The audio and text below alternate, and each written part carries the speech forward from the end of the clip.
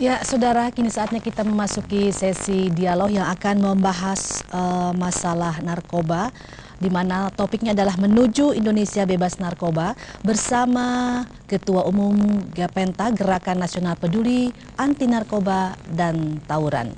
Iya, beliau adalah Brigjen Polisi Purnawirawan Dr. Andes Parasian Simanungkalit, SHMH. Selamat pagi, Bang. Apa kabar? Pagi. Kabar baik. Ya. Tambah segar saja ya. Segar saja gitu ya. Iya. Memang orang-orang yang pimpinan ya istilahnya yang untuk bisa memberantas hal-hal semacam narkoba Ya harus segar dulu. Betul. Harus segar, kalau nggak segar bagaimana mau memberantas? Iya, tapi terutama medianya, media TVRI juga harus segar juga ya. tetap on air untuk mensosialisasikan kan gitu. Baik. Ya, ini memang persoalan narkoba ini nggak ada habis-habisnya gitu ya. Baru-baru ini kita sangat salut dengan pemerintah Kolombia gitu ya, yang berhasil membongkar kartel gitu. Ya. Nah, kalau kita di Indonesia ini sebenarnya bagaimana sih yang terbaik nih, mekanisme yang terbaik untuk memberantas narkoba itu? Ya, karena pertanyaannya bagaimana ya. Ini saya ada 4 poin untuk membebaskan Indonesia dari bahaya narkoba. Itu yang pertama, pemantapan politik hukum. Yang kedua, eksekusi mati terpidana mati narkoba. Yang ketiga, meningkatkan peran serta seluruh komponen bangsa. Yang keempat, korban pengguna narkoba tidak dimasukkan ke penjara, tetapi direhabilitasi. Itu yang 4 itu. Yang pertama, politik hukum. Politik hukum yaitu semua pimpinan-pimpinan dari penegak hukum, ya, penegak hukum.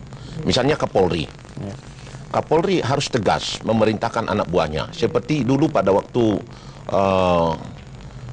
ada Kapolri, ya, yang memerintahkan semua judi harus habis dari Indonesia. Hilang dia. Karena komponen polisi semua yang di bawah digerakkan. Ini juga Timur Pradopo harus begitu.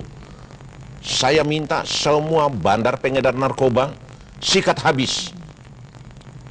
Dan habis itu ke kejaksaan. Kejaksaan tuntut lebih tinggi. Habis itu ke pengadilan. Sikat tembak mati. Atau paling penjara 20 tahun. Seumur hidup dan tembak mati. Nah, ini harus dilaksanakan. Itu politik hukumnya. Iya. Ya. Selama ini itu tidak ada? Itu belum.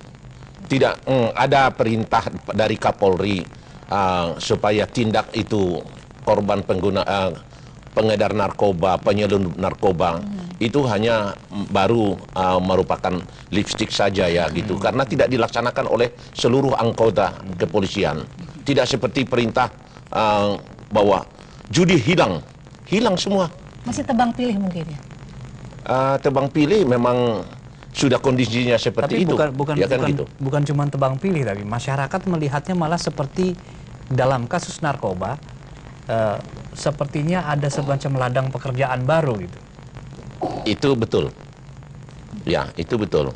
Karena dulu narkoba itu tidak diurus oleh salah satu komponen ataupun bagian ataupun direktorat. Itu masukkan di reserse. Sekarang menjadi ada direktorat narkoba.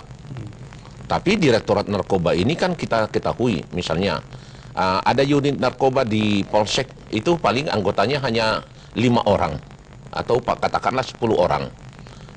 Ada Sat Narkoba di Polres, itu katakanlah paling itu anggotanya 50 orang.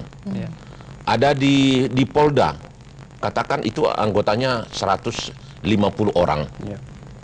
Ada di Mabes Polri, itu katakan paling itu anggotanya 75 ke 100. Ada BNN, itu anggotanya paling 200 orang.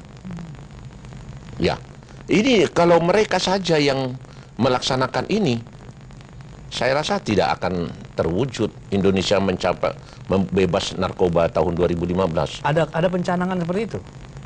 Ya memang itu program pemerintah yang diprogramkan oleh Badan Narkotika Nasional yang dilansir oleh Bapak 2015 Presiden. bebas narkoba. Bebas narkoba. 3 tahun.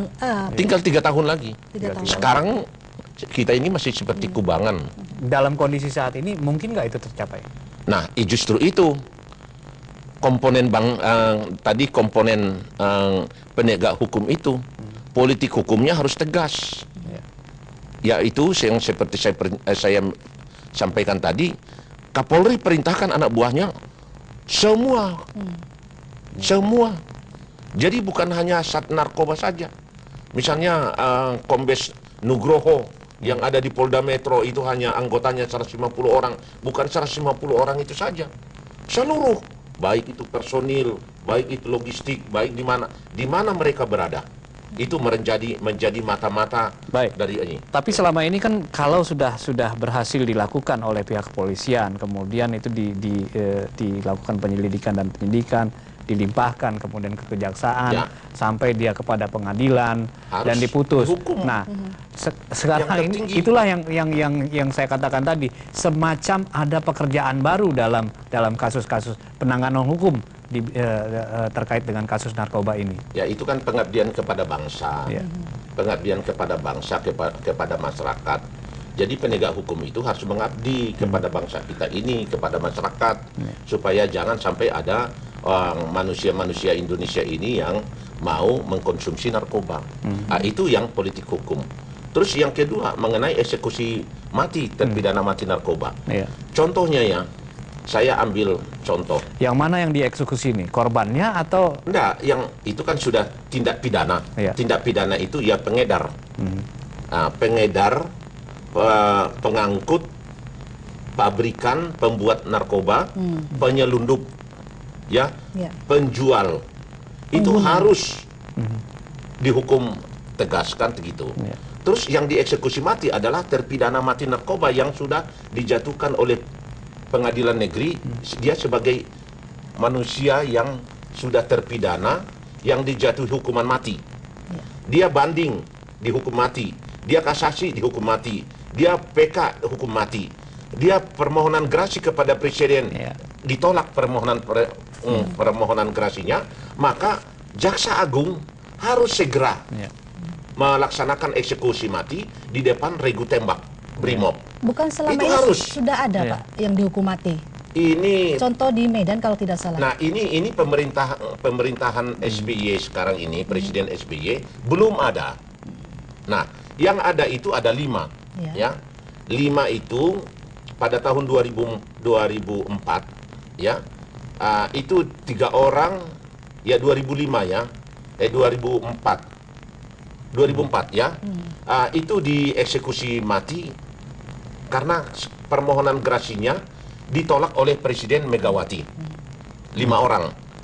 Audia Prasad ada 3 orang kawannya di tempat mati di Medan. Di Medan ya. Terus ada 2 orang yang juga kepresnya itu yang menolak itu adalah Megawati.